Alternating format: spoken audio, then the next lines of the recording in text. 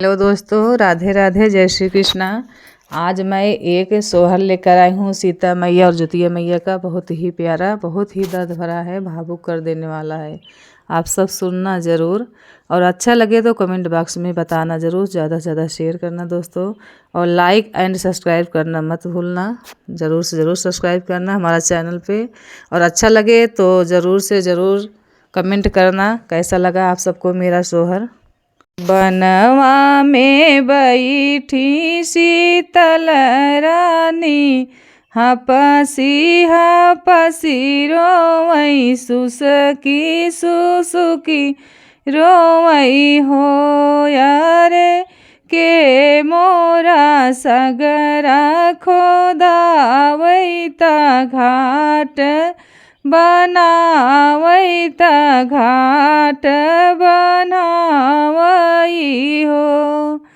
अरे के मोरा सगरा खोदावई ता घाट बनावई ता घाट बनावई हो। यारे के लई है चटकी चुनरिया जुतिया हम पूजबई जुतिया हमहू पूजबई हो। आज जे होते ससुरु दशरथ ता सगरा खोदवते ता घाट बनवते ता घाट बनवते नी हो। बहिनी आज होती सासू कौशल्या रानी चुनरिया चटकी लवती चुनरिया चटकी लवती नी हो। बहिनी आज होती सासू कौशल्या चुनरिया चटकी लवती चुनरिया चटकी लवती नी हो। बहिनी आजू जुतिया माई के दिन जुतिया हम पूजती जुतिया हम पूजती हो। बहिनी आजू जुतिया माई के दिन जुतिया हमहू पूजती जुतिया हमहू पूजती हो।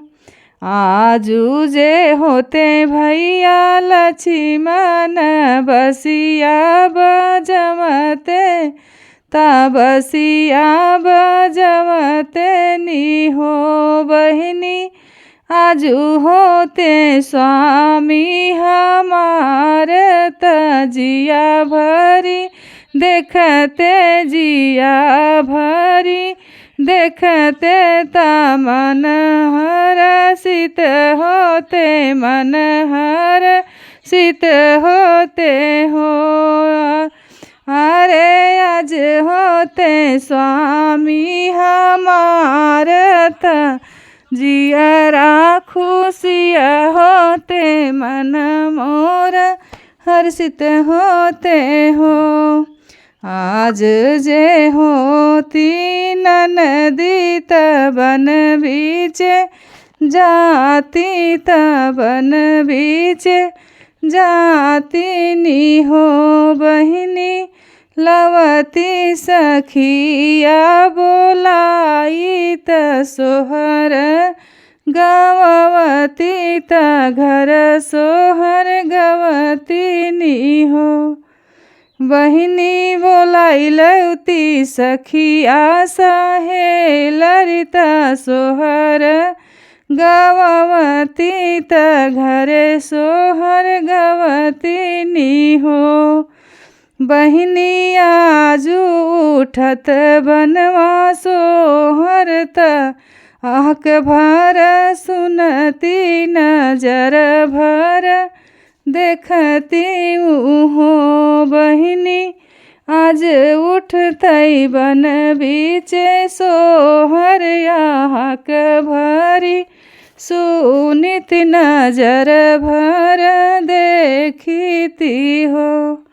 गंगा से निकली गंगा मैया सीता समझावई, सीता के समझावई हो।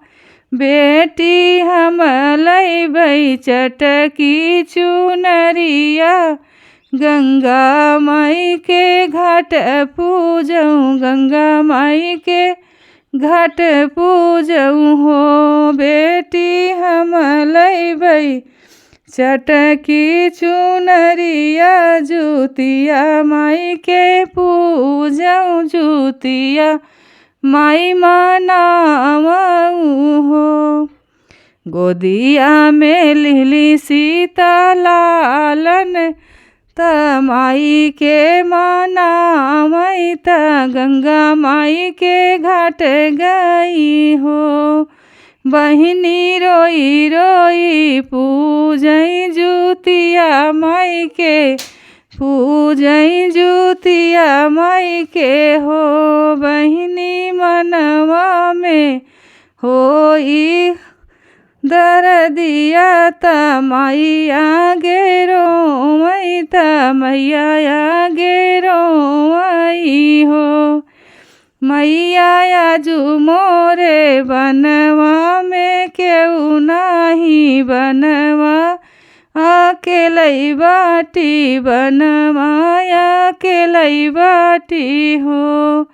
मैया भर मुख आशीष देवऊ, ललन मोर बाढ़ई, ललन मोर फूलई हो।